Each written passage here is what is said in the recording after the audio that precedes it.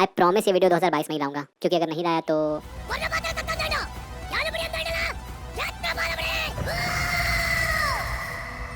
और जो कहे पंजोरी।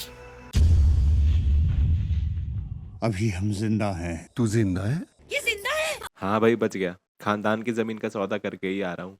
अब तो चैनल चलवा दो सालों, रोजगार का सिर्फ यही जरिया बचा है। एनीवेज, इस वीडियो में हम लोग ये डिस्कस करेंगे कि कोविड के बाद हिंदी मार्केट में फिल्मों का सक्सेस पैटर्न इतना बदल कैसे गया है। बट उससे पहले जरा इन क्रॉसओवर फिल्मों के म्यूजिकल एस्पेक्ट पर नजर डालते हैं। तुम लोगों को नहीं लगता कि भले ही क्रॉसओवर फिल्में मसाला ही होती हैं, लेकिन फिर भी इनके गानों में एक रूटेड फील आता है जो कहीं ना कहीं बॉलीवुड मसाला एल्बम्स में मिसिंग ही रहता है। आई मीन पुष्पा के सॉन्ग्स की इतनी ज्यादा रीच इसी रूटेडनेस की वजह से ही तो थी। फिल्म के गानों में हमें वो लोकल बीट्स का तड़का जो मिल रहा था ना। मुझे म्यूजिक का उतना ज्ञान तो नहीं है, बट अगर श्रीवल्ली का कॉम्पोजिशन देखो तो वो मोर और लेस काफी यूजुअल बीट्स यूज करता है जो बॉलीवुड एल्बम्स में भी मिल जाएंगी।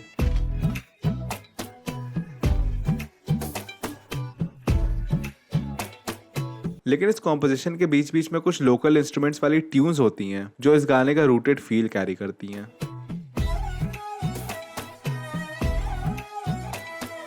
मतलब ये जरूरी नहीं है कि पूरा गाना ही लोकल कॉम्पोजिशन से बनाओ, सिर्फ कुछ इंस्ट्रूमेंट्स भी वो फील दे सकते हैं। एट द सेम टाइम जागो जागो बकरे जैसा गाना भी है जहाँ एक रॉ फील वोकल परकशंस के थ्रू भी क्रिएट होता है, यानी वोकल बीट्स के through.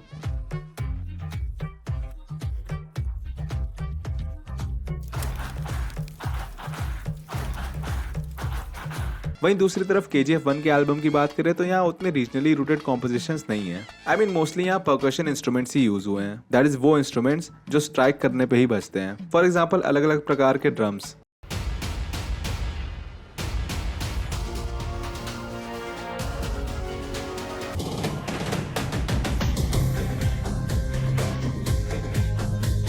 But still I guess ये चॉइस KGF की ग्रैंडनेस को कॉम्पनसेट करती है, क्योंकि यूजुअली परकशन इंस्ट्रूमेंट्स एक बहुत ही मैग्निफिसेंट यानी भव्य फील देते हैं। लेकिन अगर सिर्फ परकशन इंस्ट्रूमेंट से तो भी क्या हुआ, वो रूटेड फील देने के लिए हमारा काफी है। वैसे मुझे इन सबके ऊपर कांतारा का एल्बम सबसे ज्यादा रॉ एंड रूटेड लगता है। आई मीन सीरियसली, सिंगारा सिरी ऐसा गाना है जिसके सिंगिंग स्टाइल में ही एक ग्राउंडेड इनोसेंस झलकती है। अच्छा, इज इट मी या तुम लोग को भी इस गाने के कन्नड़ा वर्जन से थोड़ा अजय अतुल टाइप फील आया? आई लिटरली चेक कि भैया मराठी सर्किट तो डोमिनेट कर ही रखा है, अब कन्नड़ा इंडस्ट्री को भी बेरोजगार करने निकल पड़ेगा। इस एल्बम में ऑन वन हैंड हमारे पास रेबल सॉन्ग और वापुर लोया जैसे पीसेज हैं जो एक प्रॉपर कन्नड़ा फोक सॉन्ग की तरह साउंड करते हैं, चाहे इंस्ट्रूमेंट्स हो या वोकल परकशंस।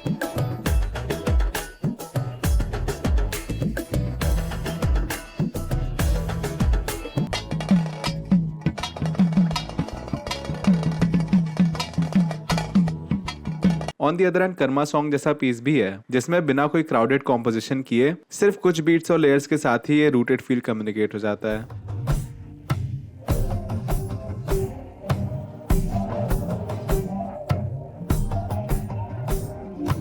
और अब कांतारा की बात करें तो वराह रूपम कैसे भूल सकते हैं भाई। फिल्म के बाद तो मैंने इसे इतना सुना है कि साला कन्नड़ा लिरिक्स भी याद हो गई है। आई गेस केरला कोट को भी हो ही गई होगी। आई मीन अभी तक हम लोग सिर्फ रूटेड फील की बात कर रहे थे, बट वराह रूपम समाओ अपनी फोक बीट्स के साथ साथ मॉडर्न इंस्ट्रूमेंट्स को भी मर्ज करता है और एग्जैक्टली वैसी मिस्टिकल वाइब क्रिएट करता है जो ऐसी कहानी के लिए जरूरी थी। That's the reason Kantara film का नाम सुन के हमारे दिमाग में इसी सॉन्ग से निकली ट्यून ही आती है जो इसके थीम के लिए टोटली फिट बैठी।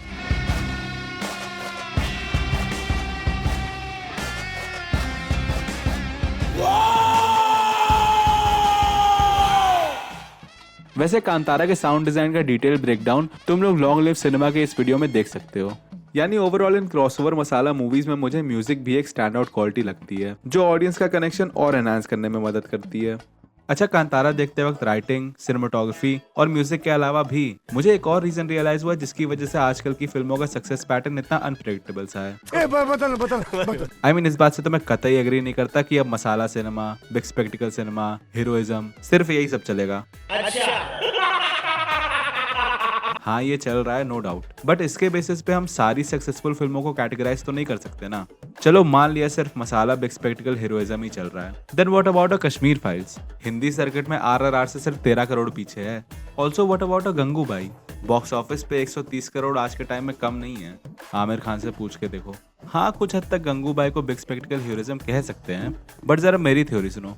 मेरे हिसाब से ऑडियंस अब थिएटर सिर्फ एक्सट्रीम इमोशंस एक्सपीरियंस करने के लिए आना चाहती है। एक्सट्रीम इन द सेंस की ऑडियंस ऐसा एक्सपीरियंस चाहती है जिसमें जॉनरा कोई भी हो, बट इमोशंस की इंटेंसिटी हाई होनी चाहिए। हाँ, पहले भी ऑडियंस एक इम्पैक्टफुल एक्सपीरियंस के लिए थिएटर आना चाहती थी, but it's just that pandemic के बाद जनता को वही इम्पैक्ट और भी ज्यादा इंटेंसिटी में चाहिए। क्योंकि देखो, कोविड में मेरे ख्याल से ये हुआ कि जो हल्के फुल्के इमोशंस वाली मूवीज थी, जैसे राजी, रेड, बदला, आयुष्मान खुराना की पूरी फिल्मोग्राफी, जो काफी अच्छी हिट साबित हुई, ऐसे टाइप की मूवीज ऑडियंस को ओटीटी पे एंजॉय करने की आदत हो गई। Like there was a certain 70 crore club that existed. Kapoor and Sons, Mirja, Piku was 80. There was lots of Pink. There were a lot of these films at 70. Now that 70 is now 30. You have to accept it.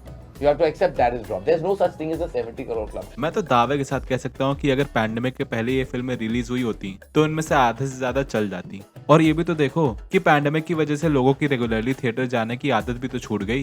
Now I am not saying कि ये लत वापस लग नहीं सकती। Cinema क्या नशा होता है साला, हम लोग से पूछो। इट्स जस्ट दैट कि जैसे किसी आलस में बैठे इंसान को उठाते समय जोर थोड़ा ज्यादा लगाना पड़ता है, वैसे ही ऑडियंस को वापस थिएटर की लत लगवाने के लिए अभी शुरुआती टाइम में इन एक्सट्रीम इमोशंस वाली फिल्मों का जोर ही चलेगा। ऑल्सो पैंडेमिक में आई गेस क्योंकि ऑडियंस का एंटरटेनमेंट सोर्स ओटीटी के अलावा टीवी और यूट्यूब जैसे प्लेटफॉर्म से भी आ रहा था, इसलिए over the course of time उनकी फेमिलियरिटी साउथ इंडियन स्टार्स से और गहरी हो गई, जिसका सबसे बड़ा प्रूफ पुष्पा भाव का स्टेटमेंट है। I know there is a pulse which I've been seeing the last 5 years in YouTube. You know, I'm seeing millions of views. ఒక సినిమా యూట్యూబ్లో ఇండియాలో హైయెస్ట్ వాచ్డ్ ఫిల్మ్ ఒక డబ్బింగ్ సినిమాలో అవుద్ది, ఒక హిందీ డబ్బింగ్ సినిమాలో అవుద్ది అంటే who is watching these films? Who are these people all over in the heart of India are watching these films? Are they only watching in satellite and YouTube, or are they even going to come to the theaters? People moved to Netflix and people moved to Amazon. There's a huge number of people who are still watching cable television. And all of them watched Hindi dubbed version of Telugu films, Tamil films, Kannada films. But ये तो खैर side reasons कहे जाएंगे। Main बात यह है कि audience को अब थोड़े आने वाले टाइम के लिए चाहिए एक्सट्रीम इमोशंस, जोरदार इम्पैक्ट। नाउ अब ये फिल्म मेकिंग चैलेंज समझ लो या हमारे फिल्म मेकर्स की नाकामी कि मसाला के अलावा किसी और जॉनरा में ये एक्सट्रीम इम्पैक्ट कोई माइकल दे ही नहीं पा रहा। कश्मीर फाइल्स ही इकलौती होगी जिसका जॉनरा हटके था बट इम्पैक्ट दिल दहला देने वाला। गंगूबाई में भी जैसा मैंने कहा बिग स्पेक्टिकल हीरोइज्म के कुछ ट्रेसेस हैं, बट उस मसाला वे में नहीं जिसमें हमें ऐसा हीरोइज्म देखने की आदत है। इंस्टेड यहाँ कहानी का सब्जेक्ट है जो इस जर्नी की इंटेंसिटी को एलिवेट करने में मदद करता है। पर भाई 83 का क्या, वो क्यों नहीं चली? देखो 83 में ऑनेस्टली वो नेसेसरी इंटेंसिटी तो थी, वो तो मैं घर वालों के साथ देख रहा था इसलिए किसी तरह आंसू रोके, वरना पक्का रणवीर भाई वाला हाल होता। तो आई गेस 83 के साथ बस यही था कि उसकी टाइमिंग ने साथ नहीं दिया। But they are comparing it to the run of another film which is running in normal times. They're comparing the run of 83 to that film without even as much as mentioning the pandemic or the restrictions that come with the pandemic or the psyche of the audience that comes with the pandemic. So I think these are things which, as I said, for those who are indulging in that, all I can say is that they're not being true to their profession. पर भाई उसी time Pushpa ने भी तो अबे ये भी तो देखो कि दोनों फिल्मों का कलेक्शन आस ही पास था, यानी जो नंबर ऑफ ऑडियंस मेंबर्स उस समय थिएटर जा रहे थे वो तो ऑलमोस्ट सेम ही थे। इट्स जस्ट दैट 83 का बजट हाई होने की वजह से वो फ्लॉप कहलाई, वहीं पुष्पा एक अनएक्सपेक्टेड नंबर देने की वजह से सुपर हिट। मतलब अगर पैंडेमिक खत्म हो चुका होता ना तो 83 के जलवे भी दिखते। बट एक फिल्म जहाँ मेरी थ्योरी थोड़ी कमजोर पड़ जाती है वो है भूल भुलैया 2, और इसमें फिल्म की तारीफ भी है और बेइज्जती भी। बेइज्जती इसलिए क्योंकि कम ऑन यार, हम सबको पता है कितनी एवरेज पिक्चर थी ये। साला लग रहा था अनीस बाज़मी ये फिल्म बना ही इसीलिए रहा है ताकि उसकी बाकी फिल्में बढ़िया लगने लगे, विच काइंड ऑफ वर्क, क्योंकि अब मुझे लगने लगा है कि साला मुबारका में से ज्यादा हंसी आई थी। सो इस फिल्म की सक्सेस का only reason I can think of is Kartik Aaryan, that's it. वैसे देखा जाए तो Kartik Aaryan is a star and star value भी एक एक्सट्रीम इमोशन का जरिया हो सकती है, विच मीन्स दैट मेरी थ्योरी यहाँ भी सच। सॉरी सनी भाई, साला कहाँ कांतारा से निकले थे और भूल भुलैया 2 पे पहुंच गए। एनीवेज, कांतारा के केस में आई गेस ज्यादा कुछ कहने की आवश्यकता नहीं है। थिएटर रिएक्शंस ही फिल्म के एक्सट्रीम इमोशंस प्रोवाइड करने का सबसे बड़ा प्रूफ है। और देखो कांतारा एक परफेक्ट फिल्म तो नहीं है, कहानी में कुछ चीजें और बेटर क्राफ्ट की जा सकती थी। फॉर एग्जाम्पल जो लैंडलॉर्ड वाला ट्विस्ट था वो, जो बहुत लोगों के लिए प्रेडिक्टेबल था। बट इन सब कमियों के बावजूद इस फिल्म ने मेरा पैन इंडियन कल्चर को लेके एक डर थोड़ा कम कर दिया। आई मीन ज्यादातर लोगों की तरह मैं भी यही चाहता हूँ कि इन क्रॉसओवर फिल्मों की तादाद बढ़ती जाए। आने वाले वक्त में सिर्फ नॉर्थ और साउथ की नहीं बल्कि हर रीजन की बाउंड्रीज खत्म होती जाएं। गोरखपुर में नाका मुक्का गूंजे और भोजपुरी गानों से सिर्फ आरा डिस्ट्रिक्ट ही नहीं बल्कि पूरा कर्नाटका हिल जाए। एंड इवेंचुअली हम बॉलीवुड, कॉलीवुड, मॉलीवुड, टॉलीवुड नहीं बल्कि इंडियन फिल्म इंडस्ट्री कहलाएं। लेकिन इसके साथ साथ मुझे ये भी डर लगा रहता है कि पैन इंडियन फिल्में सिर्फ एक फॉर्मूला बन के ना रह जाए, क्योंकि अगर ऐसा ही होगा तो ऑडियंस इस ट्रीटमेंट से भी एग्जॉस्ट हो जाएगी और अल्टीमेटली इंडियन फिल्म इंडस्ट्री के सुनहरे सपने का हाल 90s के रोमांस जॉनरा जैसा ही हो जाएगा, चकनाचूर। बस इसी डर को कांतारा ने मेरे लिए थोड़ा कम कर दिया, क्योंकि जैसा मैंने कहा था इस फिल्म में मासी और क्लासी दोनों ही एलिमेंट्स मौजूद हैं। साथ में फिल्म के लीड एक्टर कोई सुपर पॉपुलर स्टार नहीं थे, इनफैक्ट ये तो उनके लिए पहली हाई बजट फिल्म थी। मैं और मेरा बीवी बात कर रहे थे, पहला बार एक बड़ा बजट में फिल्म की है। इसका 10% था मेरा लास्ट फिल्म का बजट, लेकिन रिलीज होने के बाद जो फिल्म खुद पैन इंडिया बन गया तो लोग कहने चालू किए कि एक लो बजट में फिल्म करके नहीं इतना बड़ा हिट हो गया करके। So in your head you were thinking कि मैंने हाई बजट फिल्म बनाई है, and then आप रिएक्शन लोगों का जो इतना बड़ा हिट किया ना उसके बाद लोग बोल रहे थे। मैं उसके बाद मैं प्रगति से बात किया, देख अभी एक ऐसा पैन इंडिया हो गया जो वो भी लो बजट हो गया मेरा। एट द सेम टाइम ये फिल्म 2 या 3 पार्टर भी नहीं है, जो अक्सर ऐसी पैन इंडियन ब्रेकआउट्स होती ही हैं। ऊपर से बजट पे भी तो नजर डालो, हिंदी फिल्मों की डूबती नैया का कारण स्पष्ट रूप से सामने आएगा। मतलब ऐसी स्टनिंग फिल्म सिर्फ 16 करोड़ के बजट में बनी है, कंपेयर टू बॉलीवुड की बिग बजट डिजास्टर्स। साफ साफ दिख रहा है यहाँ फिल्म मेकर्स को एक स्ट्रॉन्ग विजन सोचने से ज्यादा पैसे डुबाना आता है, और ये पैसे डुबाने में अपने स्टार्स का कितना कंट्रीब्यूशन होता है ये तो मत ही पूछना भाई। अगर कांतारा का बजट मान लीजिए 200 करोड़ होता तो would Kantara have looked any different, या आप जैसा है उसे वैसे ही रखते? हमको समझ में नहीं आएगा वो पैसा कैसे खर्च करते हैं।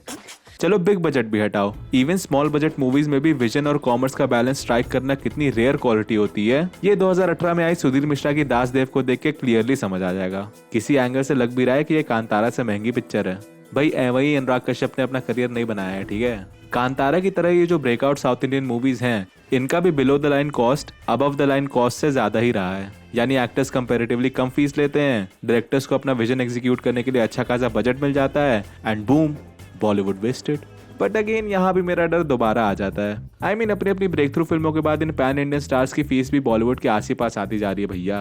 और आई गेस कांतारा की सक्सेस ने कहीं ना कहीं ये भी प्रूव कर दिया कि एक फिल्म मेकर की रूटेडनेस क्या गुल खिला सकती है। I mean, कर्नाटका में इस फिल्म ने KGF 2 से ज्यादा बिजनेस कर दिया। कर्नाटका में KGF 1 और 2 देखने वालों की तादाद कुल मिला के इतनी नहीं है जितनी कांतारा देखने वालों की है।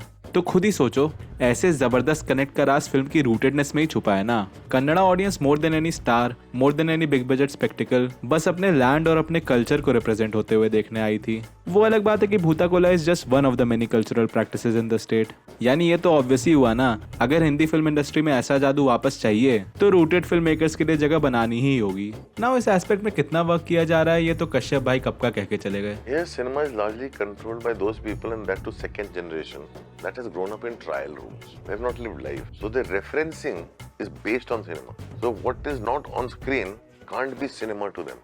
अब कश्यप भाई का नहीं पता, बट मेरी आखिरी उम्मीद तो सिर्फ आर्चीज से ही है। मतलब 60s को कितना एक्यूरेटली दिखाया है। नहीं, मेरे पापा का बचपन गांव में ऐसे ही तो बीता था, मेरे सारे अंकल आंटी ऐसे ही तो दिखते हैं। छोड़ो, द पॉइंट इसके चाहे सिर्फ फिल्म्स के टेक्निकल एस्पेक्ट्स हो या फिल्म इंडस्ट्री के, कांतारा ने दोनों ही केसेस में लोगों को एक नया पर्सपेक्टिव दिया है कि चीजें ऐसे भी वर्कआउट कर सकती हैं। अच्छा चलो अब मैं चलता हूँ। इस साल कंसिस्टेंट रहने का रेजोल्यूशन भी तो पूरा करना है, क्योंकि अगर नहीं किया तो मुंह मत खोल, एक बार मौत के मुंह से निकल के आ गए बहुत मुश्किल है।